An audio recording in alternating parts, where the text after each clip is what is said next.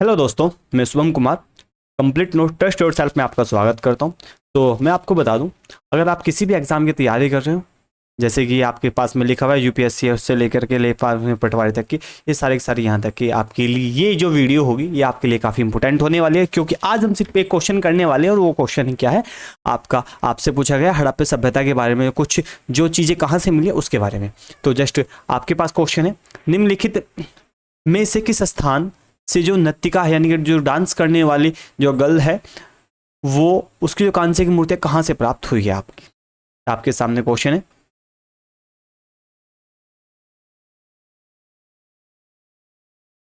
और जो इसका सही आंसर हो जाता है वो हो जाता है मोहनजोदारो। अब हम चलते हैं, इसको पूरा पूरा कहाँ से क्या क्या चीज़ मिली है, कहाँ से क्या क्या नहीं मिली है, वो सब कुछ अभी प्राप्त करते हैं। चलते हैं, तो देखो जो सिंधु सभ्यता है, सिंधु सभ्यता के जो स्थल प्राप्त हुए हैं पूरे भारत से या इधर उधर से जहाँ से प्राप्त हुए हैं, वो सभी के सभी स्थल, उन सभी के सभी स्थलों से जो चीज़ें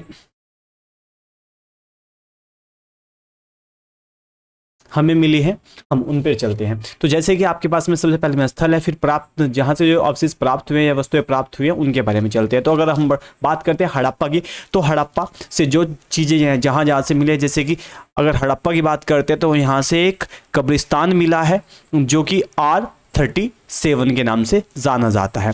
और वहीं पे ही अगर हम बात करते हैं जो इससे इंपॉर्टेंट चीज़ें, जहाँ तक ये जो चीज़ें आती है मैं उनके बारे में अगर बात करता हूँ, तो एक तो एक कब्रिस्तान पूछा जाता है कि कब्रिस्तान कहाँ से मिला है। दूसरा पूछा जाता है कि स्त्री के गर्भ से निकला हुआ जो पेड़ है वो कहाँ से प्राप्त हुआ है, जिसे हमने क्या बोला गया, उर्वरकता की देवी माना गया। अगर वहीं से मैं बात करता हूँ संवर्धन पेटिका की, और फिर आगे शंख का बना एक बैल भी यहाँ से मिला है। और गेहूँ व जौ के जो दाने हैं वो कहाँ से प्राप्त हुए हैं, तो वो सभी के सभी हड़प्पा से ही हमें प्राप्त हुए हैं। और सबसे इम्पोर्टेंट एक चीज़ ये हमें यहाँ से प्राप्त हुई है, ये यहाँ से अनंगार, यानी कि यहाँ से जो गोदाम है, गोडाउन है, वो कहाँ से प्राप्त हुआ है हमें, वो यहाँ से हमें हड़प्पा से ही प्राप्त हुआ है।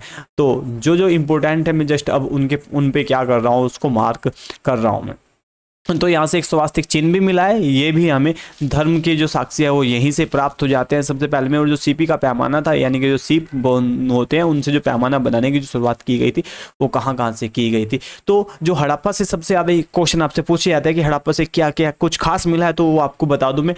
तो एक तो यहाँ से कब्रिस्तान के बारे में पूछा जाता है, फिर यहाँ से गेहूँ के बारे में कि गेहूँ और जो दो गेहूँ जो के जो दाने थे कहाँ से मिले हैं, और साथ साथ में जो यहाँ से हमें क्या जो अंगार मिला है, यानी कि गोडाउन मिला है, वो कहाँ से मिला, और स्वास्तिक चिन्ह और जो सीपी का पैमाना है और स्त्री के गर्भ से निकला हुआ जो पौधा है वो कहाँ से प्राप्त होता है। ये सबको सब जो हमें प्राप्त होता है वो होता है हमें हड़प्पा से।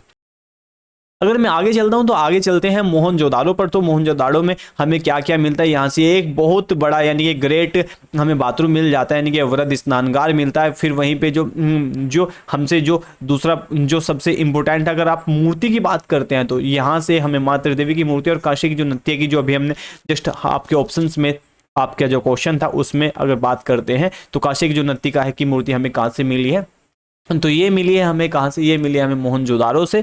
अगर देखो आपसे किसी भी मूर्ति की बात करता है तो ऑलमोस्ट जो हमें मूर्तियां हैं, खास तौर पे इसमें सिर्फ हमें 2 मूर्तियां ही मिली है, बाकी के हमें थोड़े से और इम्पोर्टेंट जो दूसरी मुद्रा है, जैसे पशुपतिनाथ का जो मंदिर की जो मूर्ति है वो कहाँ से मिला है, वो भी हमें मोहनजोदाड़ो से मिला है। सूती वस्त्र और जो हाथी का जो कपाल है के खंड है वो यहीं से मिले हैं। गीली मिट्टी से बने हुए जो दिए के साक्ष्य हैं वो हमें यहीं से मिले हैं।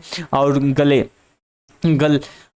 हुए जो तांबे के ढेर है, यानी कि अगर मैं मान सकता हूँ जो ये, यानी कि हम क्या कहते हैं, इसी वजह से जो पूरी सिंधु सभ्यता उसे कांस्य कासीन कहा जाता है। अगर मैं बात करता हूँ आगे चल के तो यहाँ पे भी सीपी से बनी हुई एक पटरी मिली है और कुंभाकार के 6 भट्टों के अवशेष प्राप्त हुए हैं, तथा मिट्टी की एक तराजू भी मिली है। यहाँ से हमें मिट्टी की एक तराजू मिली है। और सबसे बड़ी जो ईंट के साक्ष्य हैं वो हमें कहाँ से मिले हैं, वो भी हमें मोहनजोदाड़ो से ही मिले हैं। अगर मैं फिर से आपको बात करता हूँ यहाँ से हमें इस मोहनजोदाड़ो से क्या क्या इंपोर्टेंट हो जाता है, एक तो ग्रेट बात इंपोर्टेंट हो जाता है, और ये साथ में ये 2-3 हमारी जो मूर्तियां है, काशी की मूर्तियां और मातृ देवी की मूर्ति, और फिर यहाँ से पशुपतिनाथ की जो मूर्ति है वो मिल जाती है हमें, किसमें, मुद्रा में एक ये अंकित है। फिर ये सूती वस्त्र, इतना कुछ खास नहीं है। और फिर से अगर मैं बात करता हूँ यहाँ से, और ये सबसे बड़ी जो ईंट के साक्ष्य है वो कहाँ से प्राप्त होते हैं हमें, वो होते हैं मोहनजोदाड़ो से। और अगर मैं फिर से हड़प्पा की बात करता हूँ तो यहाँ से कब्रिस्तान मिलता है, संवर्धन पेटिका मिलती है, और शंख का बना हुआ बैल मिलता है, स्त्री के गर्भ से स्त्री के गर्भ से निकला हुआ पेड़ का पौधा मिलता है, और गेहूं व जौ के दाने मिलते हैं, और ग्रेट, ये तो खास तौर पे सबसे ज़्यादा इंपॉर्टेंट हो ही जाता है हमारे लिए। और ये स्वास्तिक जो चिन्ह है हमारा उसके लिए, यानी कि स्वास्तिक जो चिन्ह होता है कुछ इस प्रकार से बना होता है। ये वाला जो स्वास्तिक चिन्ह है, ये वाला भी हमें कहाँ से मिला, ये है भी हमें यहीं से मिला। और जो सीपी का पैमाना है ये भी हमें हड़प्पा से ही मिला है।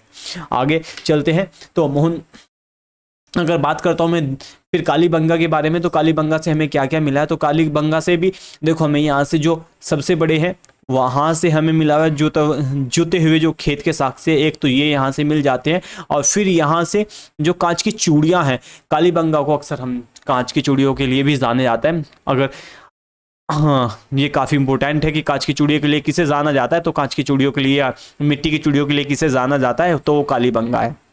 फिर यहाँ से अगर मैं बात करता हूँ तो यहाँ से कुछ बेलनाकार हमें मोहरें मिली है जो कि काफ़ी इंपॉर्टेंट है, और मिट्टी के बने हुए क्या खिलौने मिले हैं। और यहाँ पे प्रतीक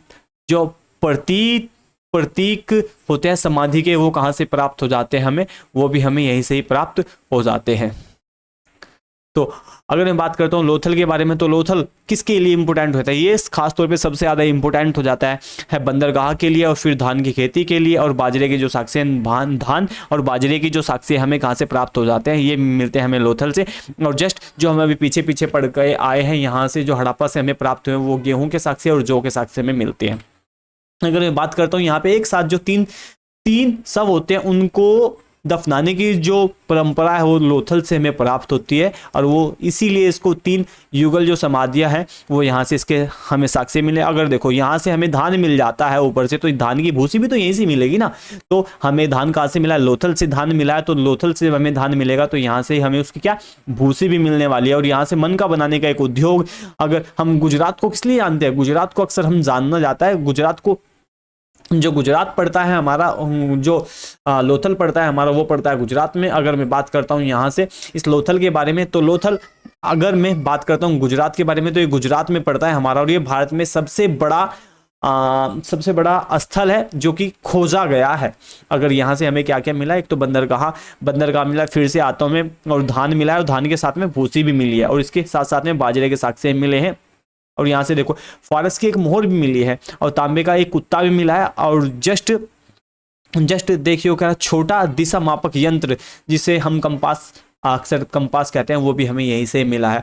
ये जो मैं आपको बता चुका हूँ ये काफ़ी इंपॉर्टेंट है। और साथ में एक चीज़ और पूछी जाती है, घोड़े की जो अस्थियां हैं वो कहाँ से हमें मिली हैं, घोड़े की जो अस्थियां हैं वो कहाँ से मिली है हमें, कोतड़ा से। तो ये काफ़ी इंपॉर्टेंट है यहाँ के लिए। और बनावली से जो हमें मिला है हल्की आकृति का बना हुआ एक मिट्टी का खिलौना, जो और तांबे के ब्रांड। अब देखो अगर मैं बात करता हूँ, इससे एक और रह गया है चुंदोड़ो। अगर मैं चुंदोड़ो की बात करता हूँ तो यहाँ अलंकृत हाथी मिला है, और ये वर्गाकार ईंटें मिली है, कंघा मिला है, लिपस्टिक मिली है, और 4 पहिए वाली एक गाड़ी मिली है, और मनके इत्यादि यहाँ पे मिले हैं। अब देखो इन सबको थोड़ा सा फिर से रिलेट करते हैं और फिर से जानते हैं कि आखिरकार किससे क्या क्या मिला होगा। जो जहाँ से मिल जाता है उसको एक बार फिर से हम रिपीट करते हैं। तो चलिएगा फिर से हम आते हैं अपने पहले वाले जस्ट पेज पर। देखो भाई हड़प्पा से जो मिला है, हड़प्पा से तो एक मिला है हमें कब्रिस्तान, एक कब्रिस्तान मिला है। कब्रिस्तान के साथ साथ में हमें यहाँ पे फिर से जो उसके यानी कि जिस शव में उसको रखा जाता था उसके लिए एक पेटी मिली है हमें। फिर यहाँ पे हमें एक स्त्री के गर्भ से निकलता हुआ पौधा भी मिला है।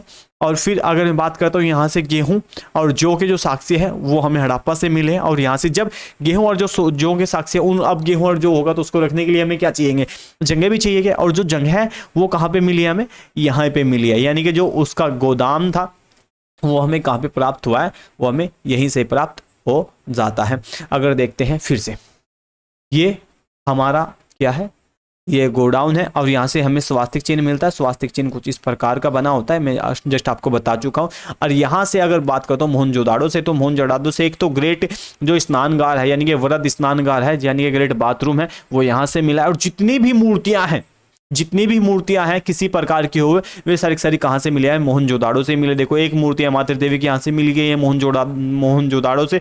और यहाँ से कांचे की नत्थे की एक मूर्ति मिली है, वो भी मोहनजोदाड़ो से मिली है। और राजक मुद्रक और मुद्रा पर अंकित एक पशुपतिनाथ की जो मूर्ति मिली है वो भी हमें कहाँ से मिली है, मोहनजोदाड़ो से ही मिली है। अगर बात करते हैं यहाँ से आगे चल के, तो यहाँ से एक गीली जो मिट्टी होती है उसके जो दिए बनाए जाते हैं जो कि अक्सर कुम्हार बनाते हैं, तो वो भी हमें इसी सभ्यता से या इसी जगह से मोहनजोदाड़ो से ही मिलते हैं। अगर यहाँ से एक मिट्टी की तराजू भी मिली है, देखो यहाँ से मिट्टी की तराजू भी यहाँ से मिली है। और यहाँ सबसे बड़ी जो ईंट है वो भी हमें यहीं से ही मिली है। तो हम कह सकते हैं कि अगर हम बात करते हैं किसी भी कच्ची प्रकार की मिट्टी के बारे में या किसी प्रकार की मूर्ति के बारे में, तो सारे के सारे हमें कहाँ से मिले हैं, वो हमें मिले हैं मोहनजोदाड़ो से।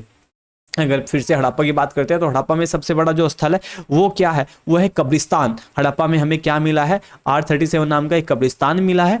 और यहाँ से हमें गेहूं और जौ रखने के लिए एक क्या मिला, गोडाउन भी मिला है। चलिएगा फिर से अगर मैं बात करता हूँ चुंदोड़ों के बारे में, तो यहाँ पे एक सबसे जो इंपॉर्टेंट है वो है ये वाला एक पॉइंट, हमारा वर्गाकार जो ईंट है वो यहाँ से मिली है हमें। साथ में कंघा लिपस्टिक यानी कि यहाँ पे हम कह सकते हैं कि इसमें एक तरीके से औद्योगिक ये नगर था हमारा।